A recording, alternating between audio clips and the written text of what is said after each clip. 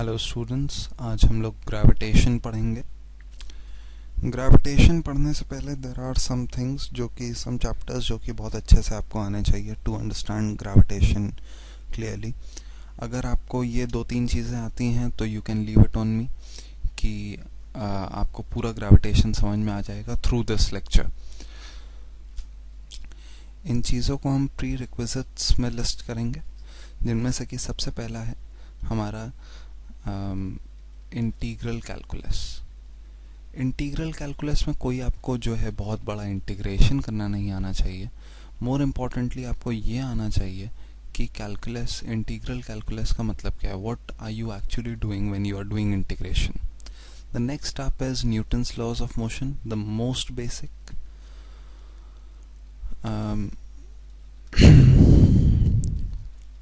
And the next and of utmost importance is work, power and energy. Work, power and energy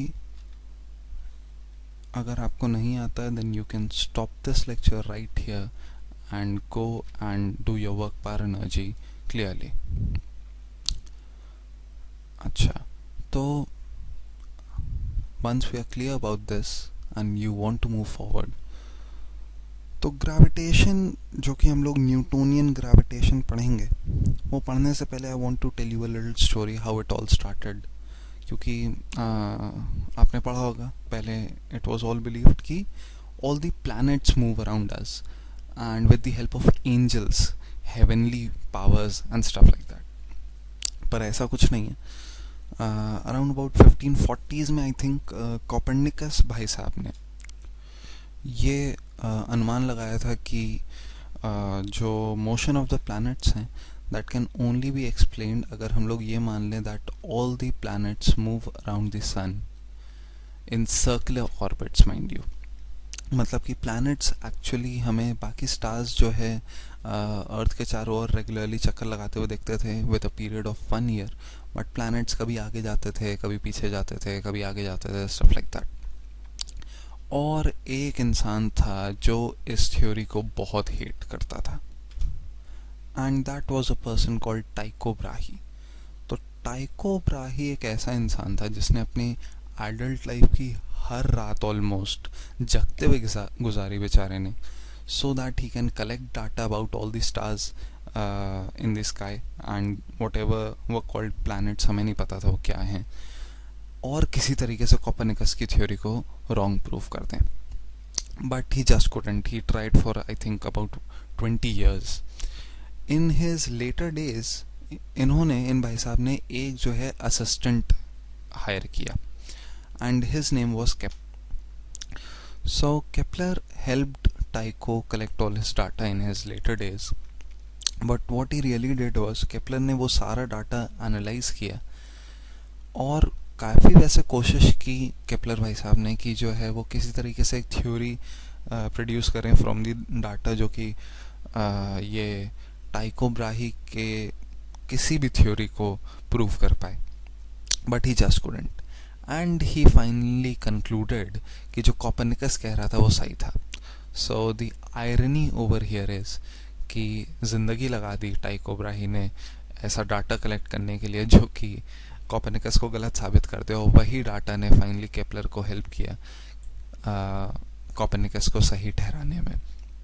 और these are 3 very important laws that we studied till date that Kepler gave, and those are called the Kepler's laws of planetary। तो Kepler's laws of planetary motion 3 laws हैं जो कि planets का motion around our sun describe करते हैं, they in no way tell anything about gravitation, मतलब mention नहीं करते हैं, but that is from where Isaac Newton started. Isaac Newton को यहीं से क्लू मिला था कि what is gravitation is all about. ये तीनों लॉज का कहीं ना कहीं कोई बेसिक प्रिंसिपल है. कैसे आइजैक न्यूटन ने इनसे Newton's laws of gravitation derive किया, हम लोग उसमें बहुत ज़्यादा डीपली नहीं जाएंगे. But Newton's laws of gravitation prove करने के बाद कैसे केपलर्स लॉज हम लोग प्रूव कर सकते हैं, that would be focused on in the later parts of the lectures. तो ये तीन लॉज हैं, namely the law of orbits, the law of areas, and the law of orbits, the law of areas, and the law of periods. तो law of orbits से शुरू करते हैं. The law of orbits simply says that all planets move around the sun. All planets move around the sun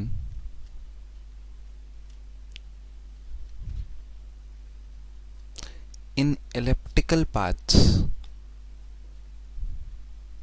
ठीक है, elliptical paths पे जाते हैं, आप बचपन से पढ़ते हैं ये. with the sun at one of the foci.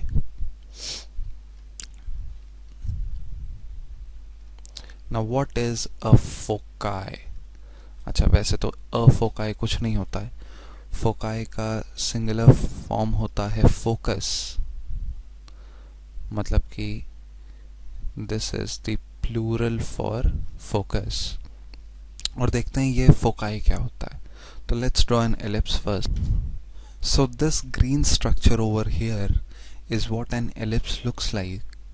तो एलिप्स के जो है दो स्पेशल पॉइंट होते हैं, somewhere over here I think and somewhere over here, that are known to be its foci.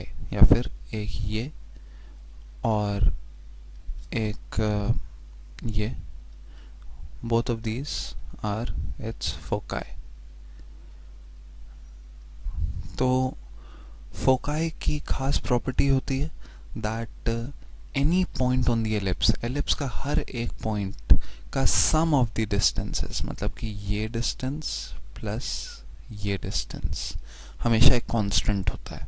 मतलब कि अगर ये डिस्टेंस जो है हमारा 4 सेंटीमीटर है और ये डिस्टेंस लेट्स से 7 सेंटीमीटर है, that sums up to be 11 centimetre. तो ये डिस्टेंस जो कि अगर अराउंड अबाउट 2.5 सेंटीमीटर है, अगर वो डिस्टेंस 2.5 सेंटीमीटर है तो 11 सेंटीमीटर का सम बनाने के लिए this distance over here from the second focus will be 8.5 centimeter. Yeah, that's right. तो ये एलिप्स की खास प्रॉपर्टी होती है. एंड सन जो है इनमें से एक फोकाई पे होता है.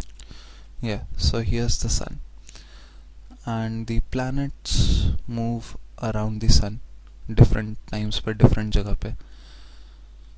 तो तभी आपने जो है ज्योग्राफी में पढ़ा भी होगा aphelion and perihelion, that is when planets are very close to the sun and very far away from the sun. मतलब कि दूर और पास जाते हैं, कॉन्ट्ररी टू पॉपुलर या इंट्यूटिव बिलीफ, जो वैसे लोगों को लगता है कि कहीं सेंटर पे होगा एलिप्स के सन, पर ऐसा नहीं होता है. Moving on to Kepler's second law of planetary motion, that is the law of areas. Now the law of areas is a very interesting one and a very useful one. In fact, it says that the position vector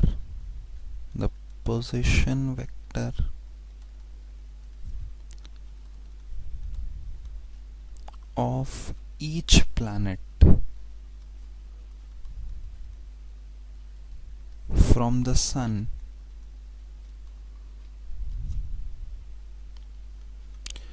sweeps equal areas in equal times.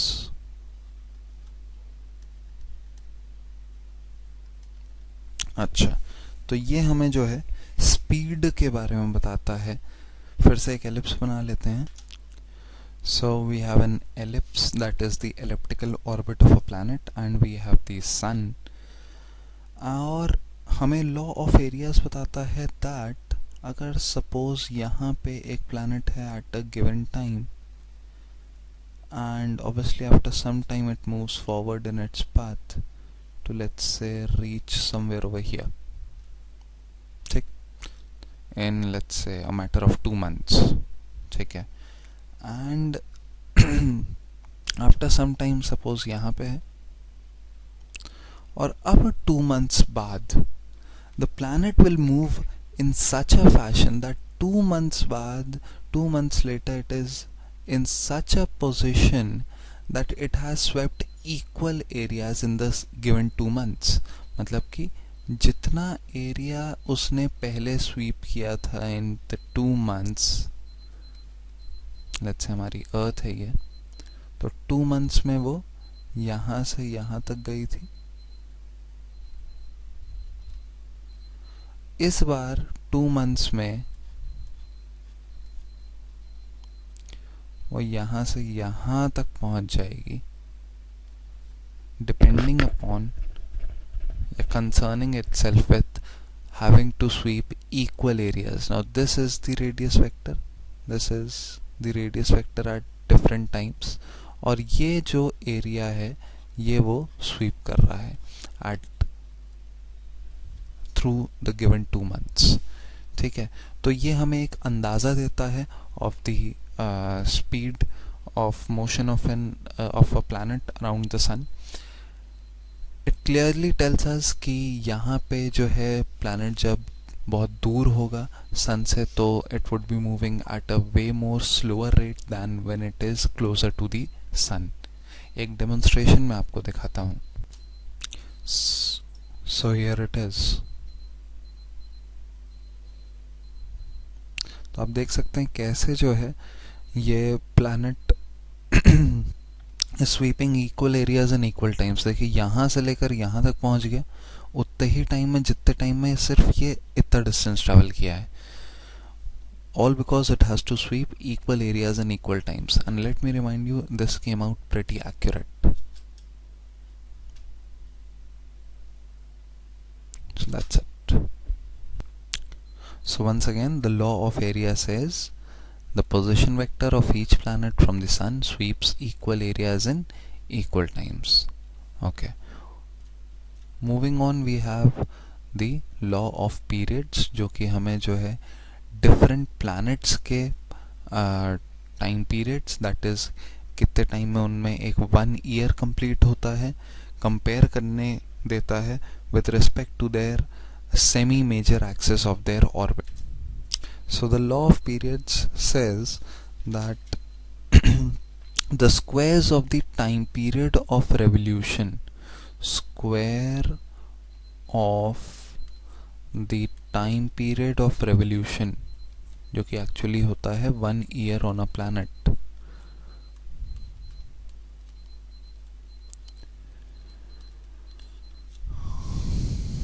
of a planet is directly proportional to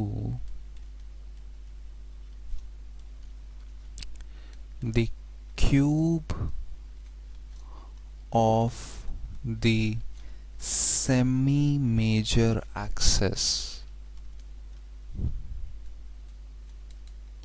of the orbit of the planet. Now what does that mean? So here we have two ellipses that are actually the path of 2 planets. एक ये green वाला है, ये छोटा ellipse है, एक ये blue वाला है, ये बड़ा एलिप्स है. ज़रूरी नहीं है दोनों का लेफ्ट फोकस पे ही सन हो, बट यहाँ पे बाई चांस है. तो this is the semi major axis of the smaller ellipse and this over here from the center of the ellipse to the farthest end is the semi-major axis of the larger ellipse. Now if it seems कि हमारा जो blue वाला ellipse है उसका semi major axis double in length है to the semi major axis of the green ellipse, then यहाँ पे हमें पता चल जाएगा A1 upon A2 where A1 is the semi major axis of the blue ellipse is equal to 2. Then T1 upon T2 whole squared will be equal to A1 upon A2 whole cube, that is 8. Therefore T1 T1 upon T2 will be under root 8 or simply 2 root 2. तो यहाँ से आप देखिए हमने time period of revolution या फिर year on different planets compare कर लिया, तो that turned out to be pretty important and pretty correct as well from Kepler's laws. So once again Kepler's law of periods हमें कहता है कि the square of the time period, that is t square, is proportional to the cube of the semi-major axis of the orbit of the planet. This is what law of periods says. तो ये जो तीन different laws थे, इन्होंने तीन अलग अलग inferences दिए हमारे आइजैक न्यूटन भाई साहब को.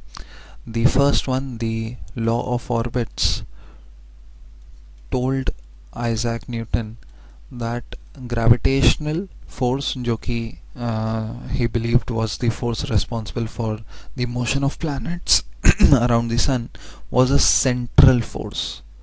नहीं तो ऐसा नहीं हो सकता था. सेंट्रल फोर्स मतलब कि टुवर्ड्स द सेंटर एक्ट करती है. More importantly it also told him that it was an attractive force.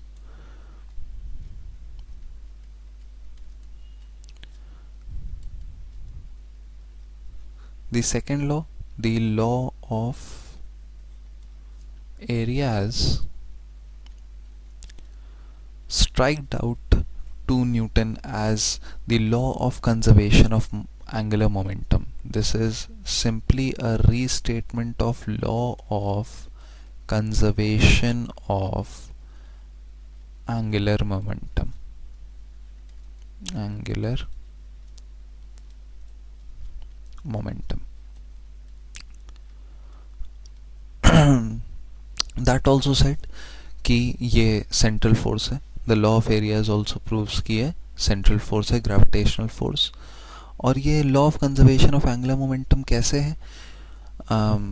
वो तभी हो सकता है जब ऐसे हमारे ऑर्बिट में, यहाँ पे सन है, यहाँ पे प्लैनेट है, तो the central force always acts along radius. जब along radius act करेगी तो टॉर्क जो है वो ज़ीरो होगा. यहाँ पे कोई टॉर्क नहीं होगा, because if you remember then torque vector was r vector cross f vector,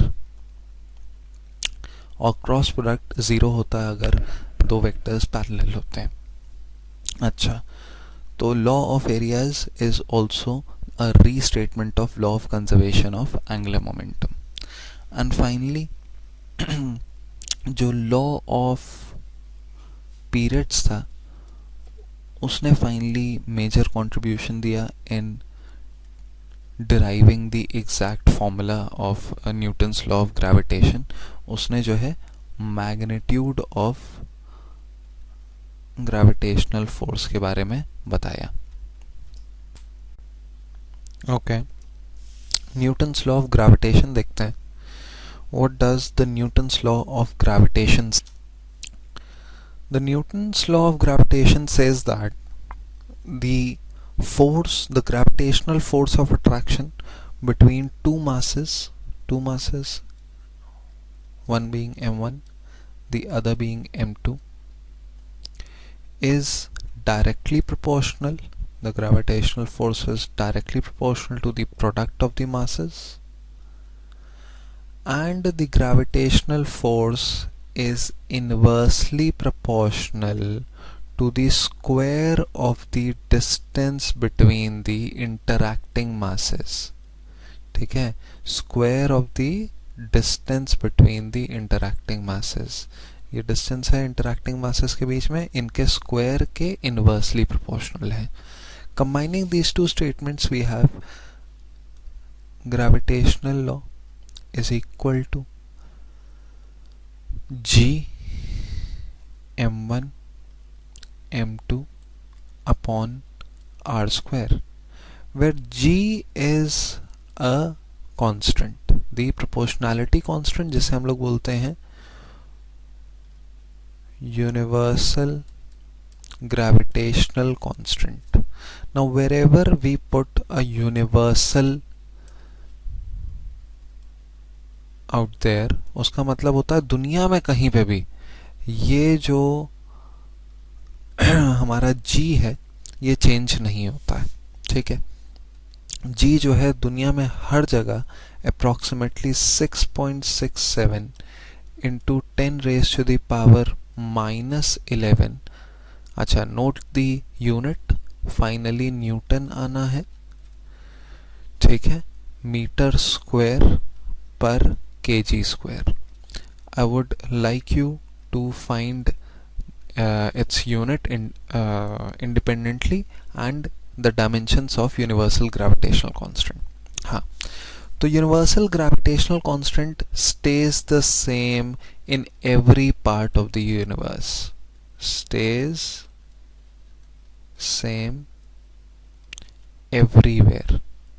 दुनिया में तो छोटी जगह हो गई दुनिया, यूनिवर्स में कहीं चले जाइए and you will find the universal gravitational constant to be approximately equal to 6.67 into 10 raised to the power -11 SI units. ठीक है.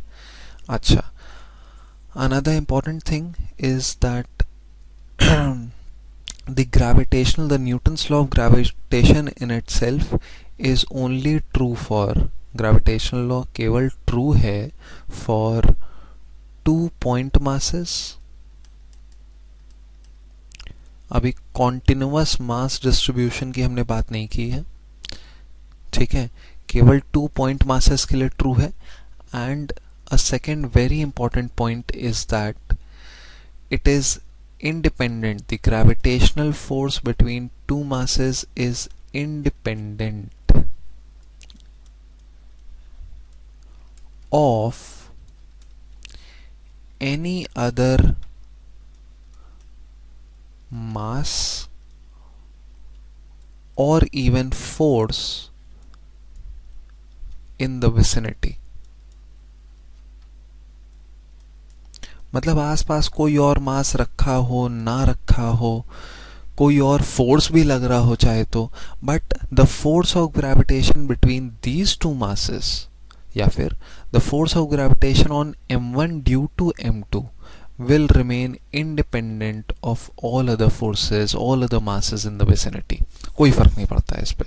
ये ग्रेविटेशनल फोर्स होगा on 1 ड्यू टू 2. ठीक है, which brings us to defining the Newton's law of gravitation in the vectorial form. Vectorial form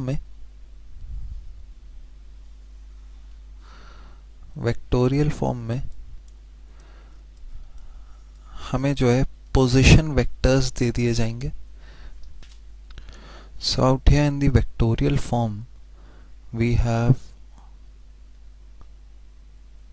the force on 1 due to 2 and the force on 2 due to 1. Now let me bring to light some things.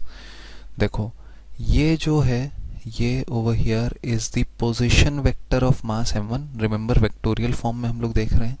This is the position vector of mass m2. This is how things are seen in vectorial form. ठीक है. This over here, now very important, is pronounced as force on 1 due to 2. और इसे आप F12 कभी नहीं बोलेंगे, हमेशा force on 1 due to 2. और like for example this is force on A due to B. अच्छा, तो अब एनालाइज करेंगे ये force on 1 due to 2 in the vectorial form. अब हमें m1 m2 r1 r2 vectors दे रखे हैं, तो force on 1 due to 2 is going to be obviously यहाँ पे आएगा g, m1 आएगा, m2 आएगा. नाउ रिमेंबर यहाँ पे होता था नीचे r स्क्वायर, पर हमारे पास तो r है ही नहीं, तो इसे हटाइए. अब r क्या होगा? r was the distance between the interacting bodies. तो इंटरैक्टिंग बॉडीज के बीच में डिस्टेंस क्या है? डिस्टेंस कुछ आपका कुछ ऐसा है.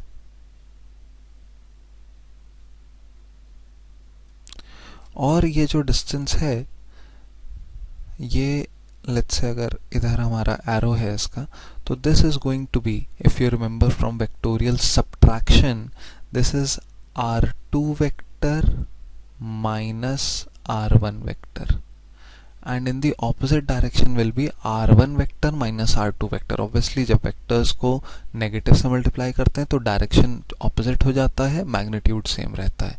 तो इस डायरेक्शन में ऐसे फ्रॉम m2 टू m1 हमारा क्या होगा?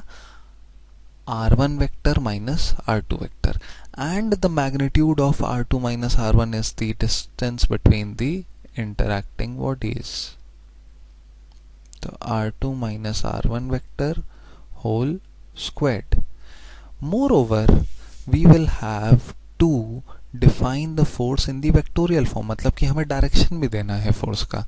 तो डायरेक्शन कैसे दिया जाए भाई? ये तो मैग्नीट्यूड है, this is the magnitude of force. तो डायरेक्शन कैसे दिया जाए? डायरेक्शन हम लोग देंगे यूनिट वेक्टर से मल्टीप्लाई करके. तो एक यूनिट वेक्टर से अगर मल्टीप्लाई कर दें हम लोग, दिस इज दी मैग्नीट्यूड. अगर एक यूनिट वेक्टर से मल्टीप्लाई करते हैं किसी भी नंबर को, like for example 7a cap, तो that vector, this is a new vector 7a cap, which is a vector of magnitude 7 along the direction of a vector. तो वैसे ही इस मैग्नीट्यूड को मल्टीप्लाई करेंगे with a unit vector along this direction, जो कि आप देख सकते हैं r2 माइनस r1 वेक्टर के डायरेक्शन में अगर हम लोग एक यूनिट वेक्टर बना दे तो चलेगा. और यूनिट वेक्टर यहाँ पे मैं अलग से लिख दे रहा हूँ. Unit vector is defined as a vector और upon modulus of a vector. ऐसे देखने में अगर आपको परेशानी होती है तो सिंपली ये एक स्केलर क्वांटिटी है 1 by modulus of a vector, और इसे हमने ए वेक्टर से मल्टीप्लाई कर दिया है. तो एक स्केलर क्वांटिटी से जब भी एक वेक्टर को मल्टीप्लाई करते हैं तो केवल मैग्नीट्यूड इफेक्ट होता है, डायरेक्शन नहीं इफेक्ट होता है. इसका मैग्नीट्यूड आप देख सकते हैं ऑब्वियसली 1 हो जाएगा, डायरेक्शन अलोंग ए वेक्टर रहेगा. ठीक है, तो r2 माइनस r1 वेक्टर के अलोंग अगर तुम्हें यूनिट वेक्टर चाहिए तो it will simply be r2 vector minus r1 vector upon modulus of r2 vector minus r1 vector. This is going to be the unit vector.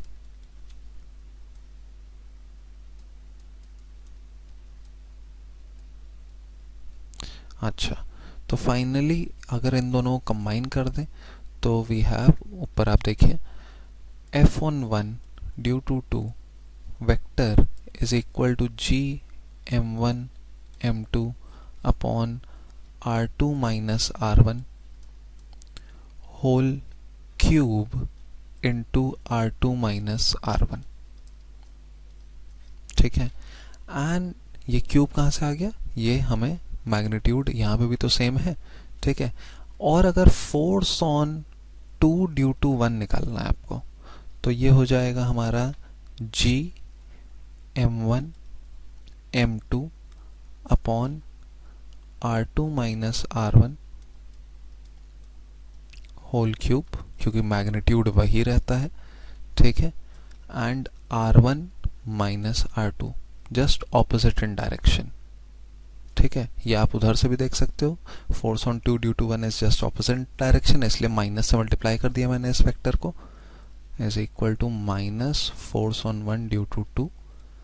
या फिर आप ऐसे देख सकते हैं that Newton's third law of motion के according action reaction pairs हैं ये दोनों, f on 1 due to 2 and f on 2 due to 1।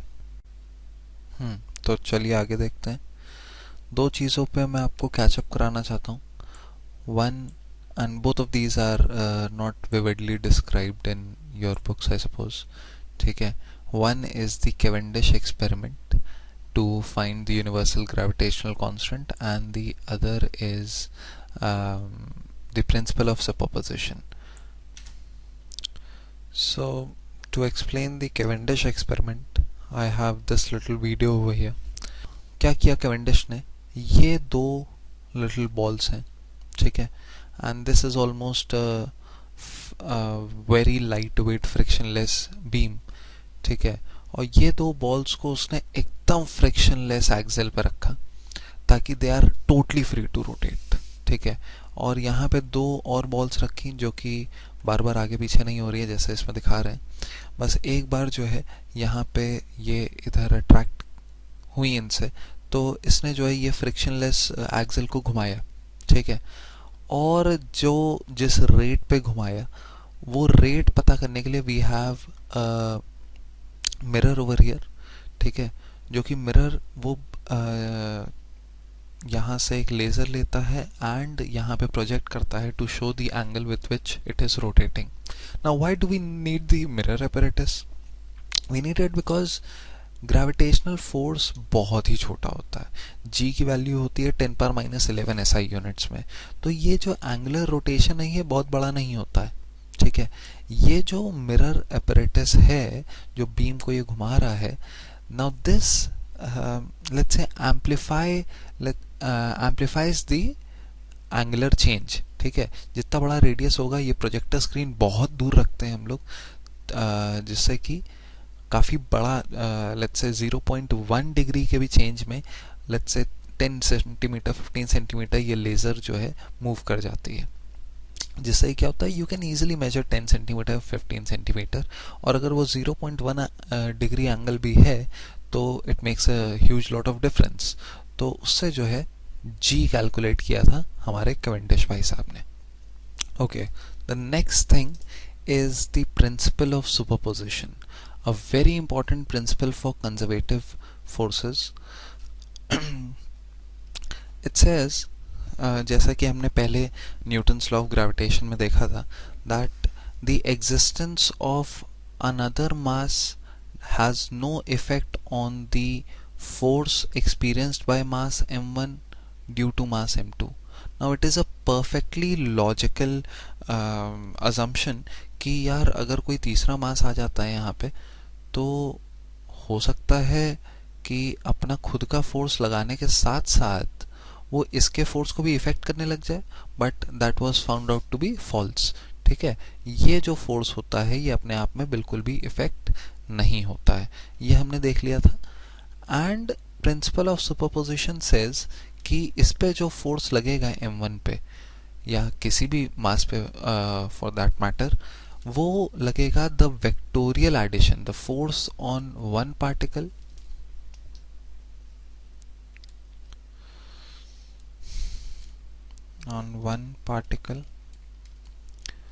is the vectorial sum. Remember the vectorial sum, not just कि हाँ भाई यहाँ से 4 न्यूटन लग रहा है, यहाँ से 6 न्यूटन लग रहा है तो 10 न्यूटन हो जाएगा, नहीं, this is 4 Newton, this is 6 Newton added vectorially with respect to the angle between them. So force on one particle is the vectorial sum of the force due to all individual particles. This is what principle of superposition says, and this goes a long way into telling us about the gravitational attraction of the earth.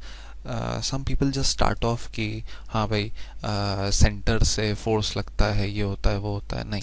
Principal of superposition के according, फिर से जो Newton's law of gravitation है that is only true for point masses, and the earth अगर आप इतनी बड़ी बनाते हैं जिसमें आप इतने बड़े डॉट भी नहीं है, does not seem to be a point mass at all.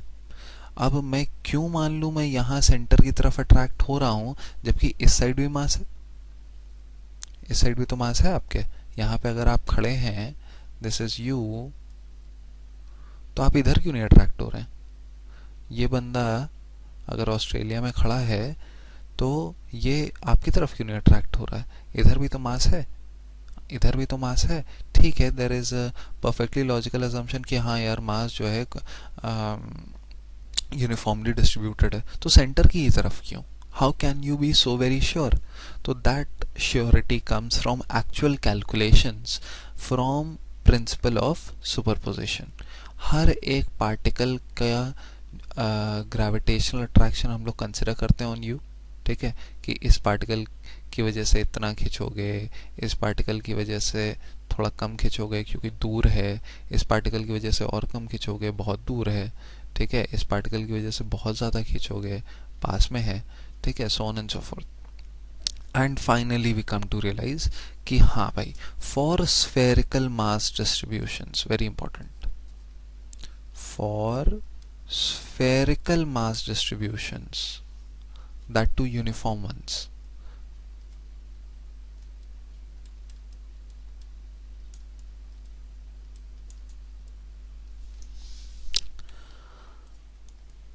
the gravitational force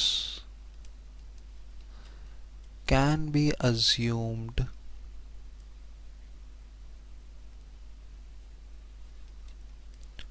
to be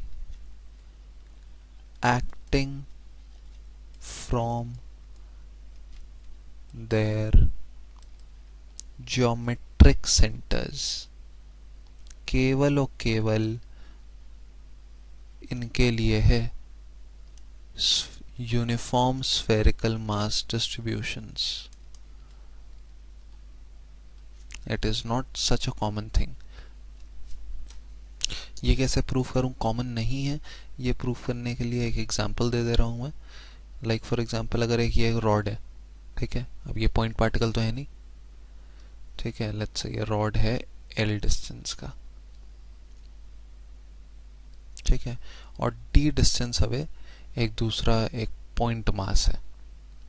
तो अब ये जो पॉइंट मास है वो पूरे रॉड का मास कहाँ पे अज्यूम करेगा, कहाँ पे पड़ा हुआ है पूरे रॉड का मास?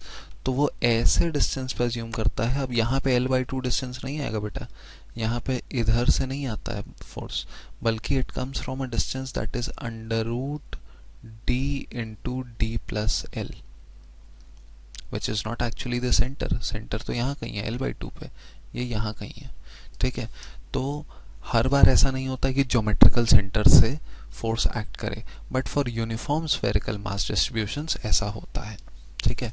और अब इतना देख ही लिया है तो अर्थ ग्रेविटेशन देखते हैं, या नहीं, अर्थ ग्रेविटेशन देखने से पहले एक फिजिकल क्वांटिटी डिफाइन कर लेते हैं कॉल्ड ग्रेविटेशनल फील्ड। तो ग्रेविटेशनल फील्ड क्या होता है? इनफैक्ट कोई भी फील्ड क्या होता है, आप सुनते आते हैं मैग्नेटिक फील्ड, इलेक्ट्रोस्टैटिक फील्ड, ये सब फील्ड्स क्या होती हैं? तो पहली बात तो ये समझिए, they are only for conservative forces, जिनका आपको force at a given distance पता होता है, ठीक है। And for any conservative force the field denoted by E is a vector which is the conservative force vector per unit quanta।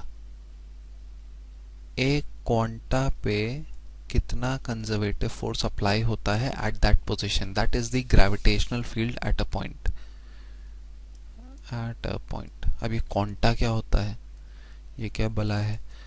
तो quanta जो होता है that is the quantity concerned with that conservative force. Like for example, the gravitational field concerns itself with masses.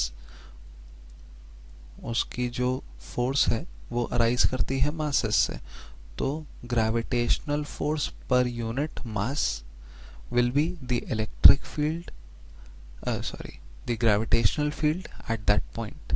ठीक है, तो check करने का क्या तरीका है ग्रेविटेशनल फील्ड कितनी होगी, वहाँ पे एक जो है आप मास ले जाइए, उस पे देख लीजिए कितनी ग्रेविटेशनल फोर्स है और उस मास से डिवाइड कर दो।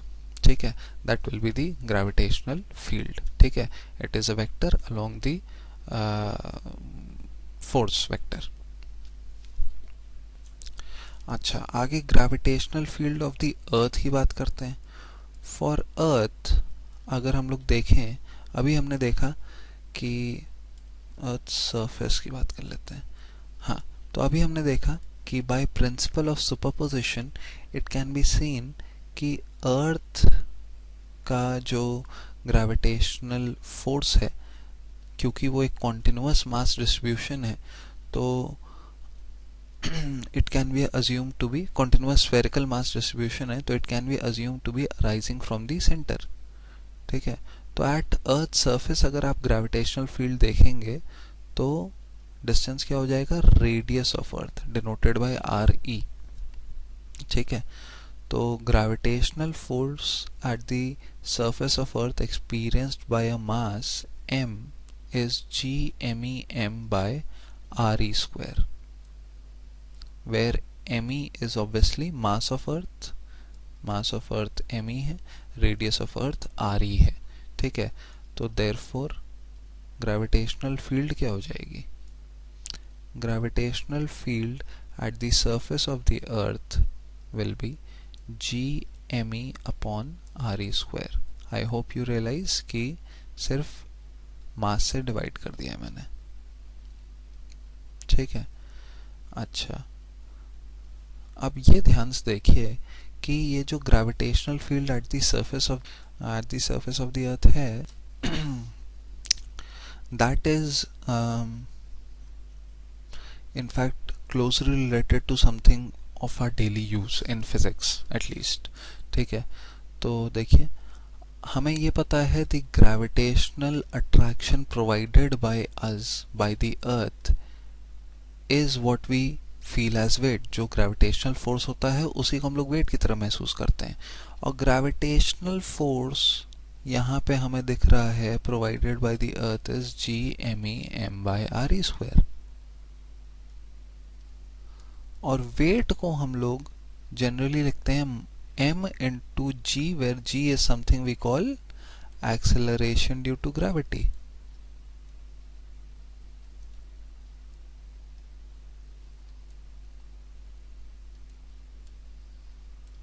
अच्छा, तो अगर मैं यहाँ के मास ये और इसको जो है कैंसिल आउट कर दूं, तो g turns out to be the very same quantity g me by re square। Therefore acceleration due to gravity is the same as the gravitational field at the surface of the earth।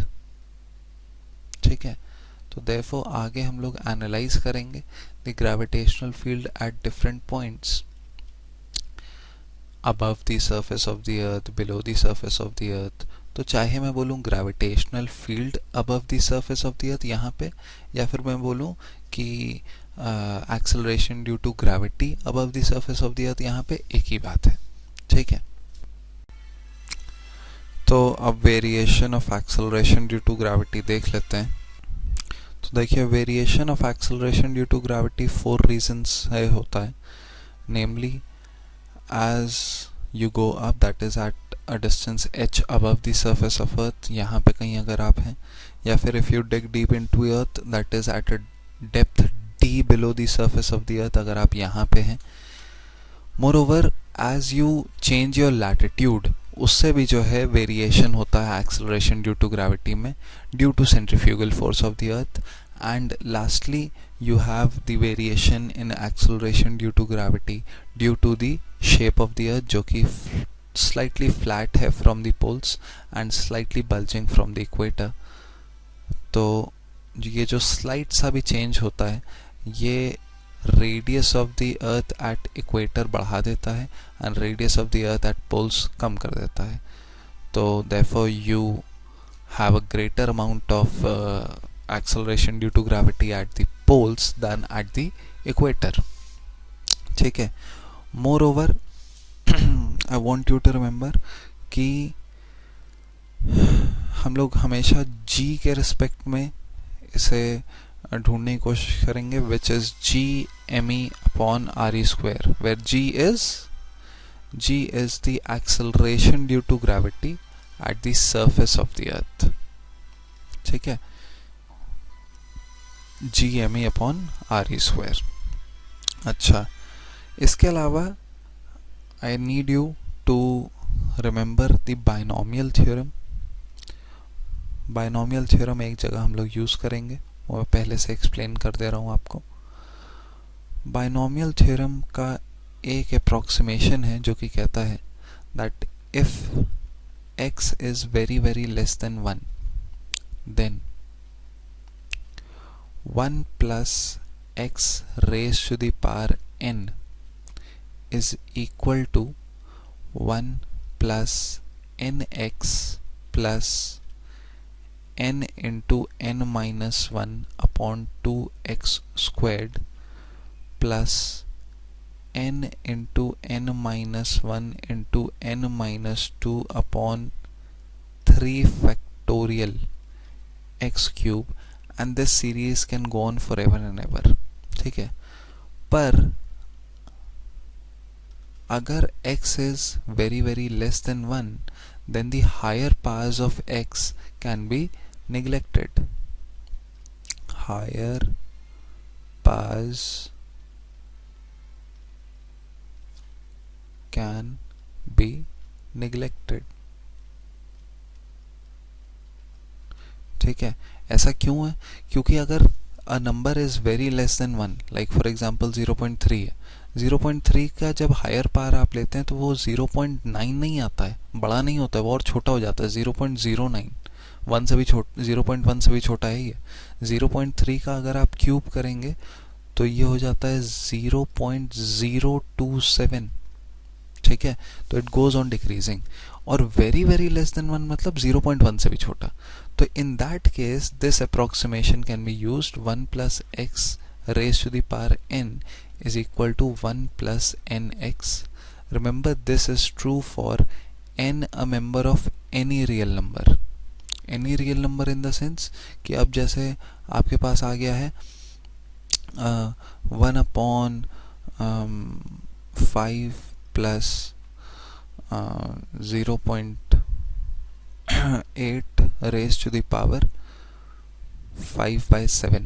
इतना अजीबोगरीब कुछ है आपके पास. ठीक है. अब आप बोलोगे ये तो 0.8 तो वेरी वेरी लेस देन 1 तो नहीं है. तो मैं बोलूँगा यार ये 5 भी तो 1 नहीं है, यहाँ पे तो 1 है, देखिए. तो इसे जो है इस फॉर्म में बदलिए, that is 1/5 raised to the power 7/8. 5 को कॉमन ले लो ताकि जो बड़ा वाला नंबर है वो 1 में चेंज हो जाए, और ये हो जाएगा आपका 1 plus 0.8/5, that is around about 1/8. ठीक है. that is 0.125 raised to the power 5/7. now this is surely very very less than 1. ठीक है.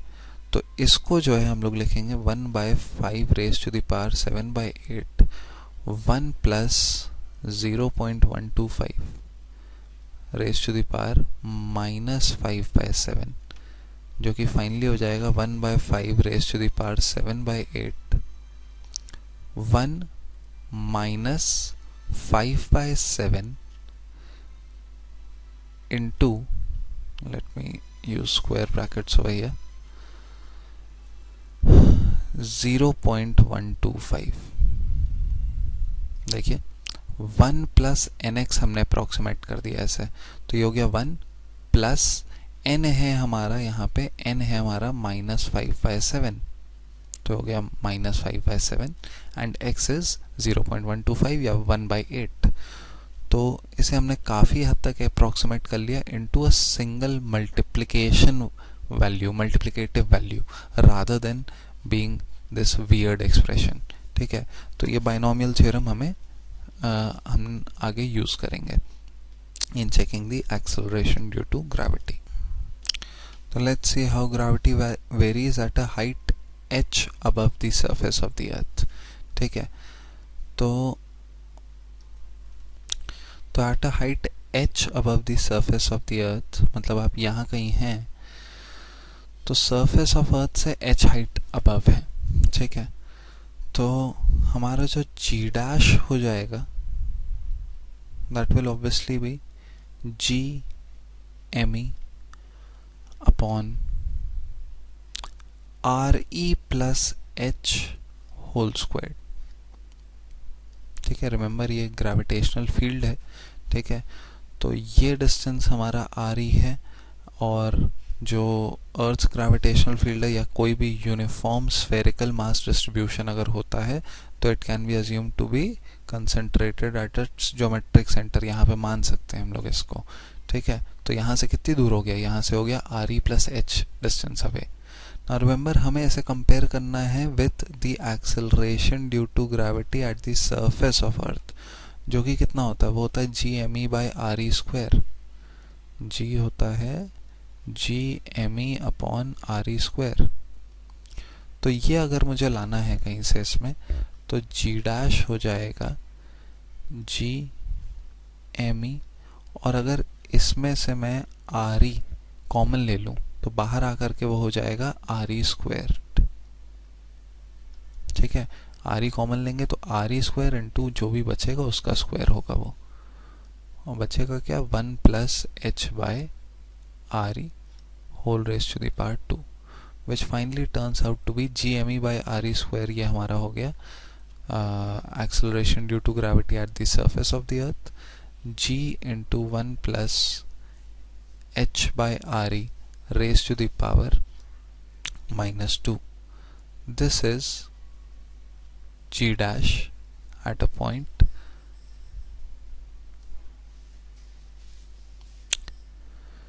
g dash at a distance h above the surface of the earth।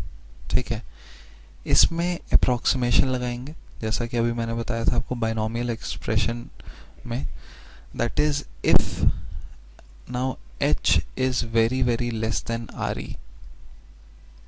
तो obviously हमारा h upon re very very less than 1 हो जाएगा। तो इस expression में हम लोग यहाँ पे बाइनोमियल अप्रोक्सीमेशन लगा सकते हैं, that is g dash turns out to be g into 1 minus 2h by re। ठीक है, वेर 1 प्लस nx होता था हमारा इसका अप्रोक्सीमेशन, तो 1 है, n हमारा -2 है और x है h by re। Now remember this is only true, देखने में बहुत आसान है तो बच्चे ऐसे ही याद कर लेते हैं, but this is only true when h is very very small than re। ठीक है, ये केवल तभी ट्रू है। अच्छा, आगे देखिए भाई, आगे if you have to study about the variation of acceleration due to gravity as you dig deeper into the earth, that is at a depth d below the surface of the earth। तो once again अगर आपने let's say ये अर्थ है, this is re distance, ठीक है, and you have dug into the earth, बहुत नीचे चले गए आप, d डिस्टेंस नीचे चले गए हो, ये आ रही है, तो यहाँ पे कहीं क्या ग्रेविटेशनल अट्रैक्शन होगा वो हमें देखना है। ठीक है, रिमेंबर यहाँ पे जो ग्रेविटेशनल अट्रैक्शन होगा that will not be affected by all this mass, ये जो बाहर का मास है इससे नहीं इफेक्ट होता है। ऐसा क्यों है, तो उसमें आप ये समझिए, वैसे तो हमने कैलकुलेशन करके निकाला है, पर आप ऐसा समझ सकते हैं कि इतना जो पार्ट है अर्थ का वो एक्चुअली ऊपर लाई कर रहा है इसके, इतना पार्ट, तो ये एक्चुअली ऊपर खींचेगा, ऊपर की तरफ फोर्स देगा, और इतना पार्ट जो बाहर ये बचा हुआ है हमारे पास ये एक्चुअली नीचे की तरफ फोर्स देगा। और by the inverse square law, ठीक है, ये निकल के आता है that the force with which this part pulls the mass upwards, उतने ही फोर्स से ये नीचे वाला पार्ट नीचे खींचता है. ठीक है, तो the forces cancel out exactly. ठीक है, ये मास कम है तो डिस्टेंस भी कम है, इसका मास ज़्यादा है तो इसका डिस्टेंस भी ज़्यादा है. ठीक है, चलिए आगे देखिए. तो सपोज लेट्स से कि सिर्फ हमें इस मास से मतलब है. ठीक, तो अब ये मास को मैं अगर एम ई डैश बोलूं तो एम ई डैश क्या होगा? Average density of the earth into जो भी इसका वॉल्यूम होगा, V dash. Average density of the earth can be said to be mass of the earth upon total volume of the earth, total mass upon total volume. और ये shaded region का volume हो जाएगा 4/3 pi, and this distance will be, इसका radius हो जाएगा R ई minus D. R E ये है और डी ये है, दिस इज डी. तो R E minus D whole cube. तो 4/3 पाई एंड ऑल कट जाएगा, एम ई डैश बचेगा आपके पास M E. Now R E cube और आर ई माइनस डी होल क्यूब को मैं ऐसे लिख सकता हूँ, आर ई माइनस डी अपॉन आर ई होल क्यूब. ठीक है, which turns out to be M E 1 minus D by are E. अब इसकी वजह से acceleration due to gravity g dash at this point will be G M E dash upon R E minus D whole squared, क्योंकि distance from the centre now turns out to be R E minus D. ठीक है, इसमें M E dash की हमारी just calculated value हम लोग डाल देते हैं. ठीक है, तो ये हो जाता है जी एम ई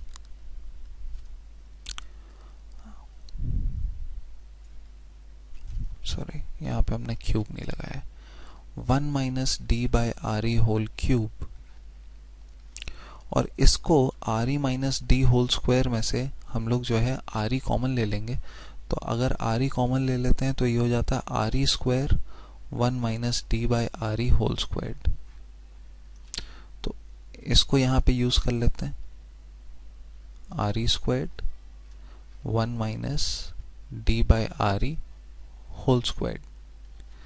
और ये हो जाता है हमारा G M E by R E square, once again the acceleration due to gravity at the surface of the earth.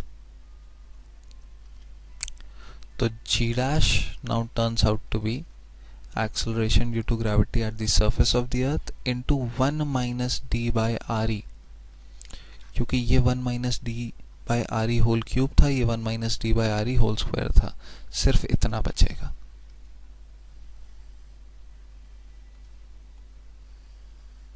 Now remember ये एक लीनियर फंक्शन है, जो ऊपर हमारा लीनियर फंक्शन आया था ये वाला, ये एक अप्रोक्सीमेशन था. ठीक है, इसका ओरिजिनल फॉर्मूला ये था. ठीक है, g into 1 plus h by R E whole raise to the power -2. But ये ट्रू फॉर्मूला है, दिस इज ऑलवेज ट्रू. ठीक है, एट एनी डेप्थ d. ठीक, अब यहाँ पे जो है आपको मैं दिखाना चाहता हूँ what happens when all these are treated as just distances from the center of the earth. अगर just distance from the center of the earth लेना है तो r हो जाएगा हमारा h, r हो जाता है हमारा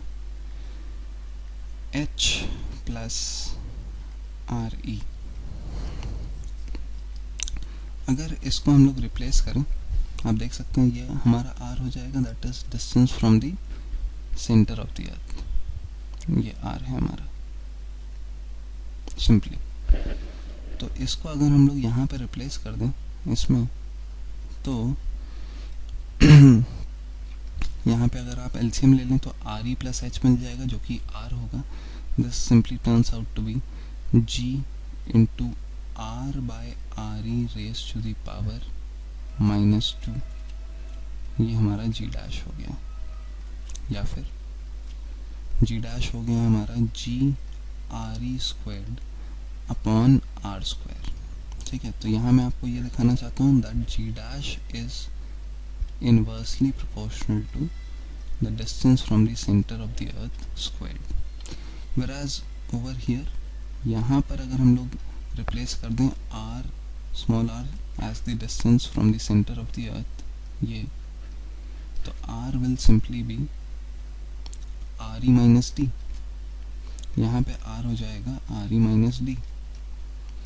इसको अगर इसमें रिप्लेस कर दें हम लोग तो और इसमें एलसीएम ले लें तो जी डैश हो जाता है जी आर ई माइनस डी, यहाँ पे आएगा एलसीएम लेने पे और नीचे आर ई बचेगा, तो g by are E times R. तो यहाँ पे मैं आपको दिखाना चाहता हूँ that g dash is simply proportional to r as long as you are below the surface of the earth। ठीक है, इसका हम लोग ग्राफ प्लॉट करना चाहेंगे जो कि कुछ ऐसा दिखता है, with out here g being proportional to r, no this is not the right color over here, यहाँ पे g is proportional to r और यहाँ पे g is proportional to 1 by r squared। देखिए यहाँ पे जो है ये कुछ ऐसे जा रहा है, tends towards 0, never actually reaches 0, और यहाँ पे from the center of the earth ये बढ़ रहा है until it reaches the RE, distance from the center of the earth। at RE इसका maximum acceleration due to gravity होता है which is approximately equal to 9.8 metre पर second square. ठीक है, एक बार फिर से बना दे रहा हूँ। कुछ ऐसा होता है, यहाँ से जो है स्ट्रेट एंड देन यहाँ से varies inversely proportional to r square, g dash proportional to r and g dash proportional to 1 by r squared, maximum at RE। ठीक है, यहाँ पे r मार्क करना ना भूलिएगा which is the distance from the center of the earth, और यहाँ पे g dash मार्क ना करना ना भूलिएगा which is simply the acceleration due to the acceleration due to gravity of the earth at different positions from the center of the earth। This origin is your center of the earth। You can moreover also see that when h क्या था, distance from the surface of the earth as you go above the surface, when h is very smaller than RE, मतलब let's say इतने region में, यहाँ पे this graph can be assumed to be 1 minus 2h by RE, वैसे behave कर रहा है 1 minus 2h by RE, but not permanently, बहुत ही ज़रा से region में ऐसे behave करता है ये, only when h is very less than RE, h very less than RE में g dash is 1 minus 2h by RE इसके proportional होता है। ठीक है, तो ये पार्ट ना बनाइए ग्राफ का, सिर्फ इतना बनाइएगा, ये सिर्फ मैं आपको दिखा रहा हूँ। ठीक है, so now finally let's start with the study of our acceleration, the variation of acceleration due to gravity at a latitude lambda. That is also called variation of acceleration due to gravity due to the rotation of the earth. And let me start by drawing a diagram for you. So here's the diagram of earth, and this is the earth rotating at a constant angular velocity that we know omega. Omega हम लोग आराम से जो है find out कर सकते हैं. Oops, that's the wrong way to draw omega. Yeah, omega हम लोग find out कर सकते हैं by knowing that the earth rotates 2 pi radians in 24 hours, that is 24 into 60 into 60, somewhat like that. Okay, So that is the omega of the earth. In any ways, this is a mass that is kept at a latitude lambda. Now I want you to understand what exactly the latitude lambda means to us. Alright, the latitude lambda is the angle that the earth that let's say the circle on which you are standing makes with the earth's center from the equatorial plane. Alright, so this angle over here, this one, from the equatorial plane to the circle you are standing upon, जो circles बने होते हैं आपके world map पे, that angle is lambda. Or just imagine that this is a line, and this is also, by the way, the radius of the earth. This is a line, imaginary line, and the end of it is, the tip has, let's say, a marker. And as the earth rotates through the day, the marker is going to place blue ink over it. The latitude so formed is called the lambda latitude. Let's say this is 35 degrees, then this is the 35-degree north latitude. Okay. Next is how we analyze weight in this frame. How we analyze weight is simply the gravitational attraction upon us downwards towards the center of the earth. That's it, isn't it? The gravitational attraction downwards. But this gravitational attraction, which I think extends up till, let's say, here. Alright, this gravitational attraction is opposed by the centrifugal force provided by the rotation of the earth about this circular motion, this center. Alright, be very sure about this, that this centrifugal force over here is not directed away from the center of the earth in this direction. It is directed away from the circular orbit, the center of the circular orbit, this one, and thus it would be outwards. If you still do not understand centrifugal force, then you may I hope imagine cases like you feel lighter when you are on the top hand journey of a Ferris wheel, or let's say the rotation of a ball, or when you swing a bucket full of water with a speed good enough above you in a vertical plane. If you swing a bucket full of water, then the bucket of water does not let the water fall down, although the bucket is in such a orientation that it may let the water fall down, but it doesn't, due to the centrifugal force, which is always directed away from the center, and is, by the way, m omega squared r, where r is not the radius of the earth. R is this distance. R is the radius of the circular motion this body is undergoing. Alright, and that R, this is R, that R, by the way, turns out to be, since this is lambda, by alternate angles you can see that very clearly, that R turns out to be Re cos lambda.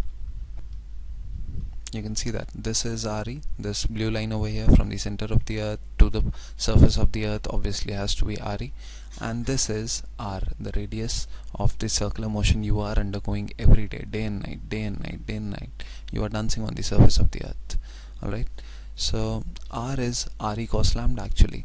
So the centrifugal force turns out to be something else actually. Then there is the component of the centrifugal force along the vertically upwards direction. Remember that for this yellow block out here, which is humongous with respect to the size of the earth, nevertheless, for this yellow box out there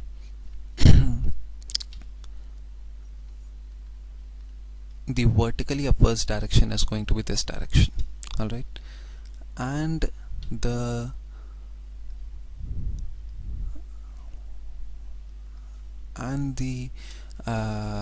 component of the centrifugal force provided along this direction is going to be the decrease in your weight. This is the component provided. Alright, this one. This is seriously taking a lot of time.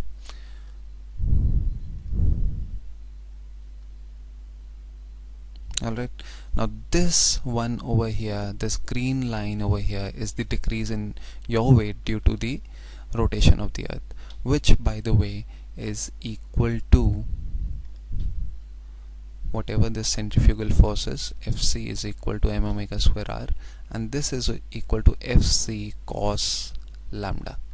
Alright, why? Because this angle over here is going to be the same angle. These are corresponding angles, I suppose. Okay, so this is going to be Fc cos lambda. Therefore, the weight you actually feel, let's call that mg dash, is equal to mg, the weight due to the gravitational attraction of the earth. This red line over here denotes mg, minus the centrifugal force cos lambda, where the centrifugal force is, you know that already, m omega square r. Therefore m omega square r cos lambda. Let's eliminate m from all these three. Then we have g dash is equal to g minus omega square. Now can we replace r? R is re cos lambda. Re, and cos lambda has another one of those, therefore cos squared lambda. Now that is the variation of acceleration due to gravity by the virtue of sitting at a latitude lambda. Therefore you can see that the acceleration due to gravity is maximum at the poles. Out here the lambda is going to be 90 degrees. At the poles lambda is 90 degrees. Therefore cos square lambda is going to be 0, and g dash is simply going to be g. And at the equator, you know, at equator obviously lambda is equal to 0 degrees. Okay, so doesn't really there's a huge lot of difference between the true acceleration due to gravity, and there's this omega square re which is subtracted at when you are standing at the equator. Finally, you can also notice that the acceleration due to gravity may vary due to the shape of the earth. So shape of the earth affects the acceleration due to gravity a little bit more than you expect. Alright, the shape of the earth is ovaloid, somewhat like that. Okay, and the radius from the center of the earth to the pole is slightly smaller than the radius from the center of the earth to the equator. And this difference in radius gives us the change in acceleration due to gravity. So there are two effects which affect the acceleration due to gravity: the variation in acceleration due to gravity at the poles and at the equator.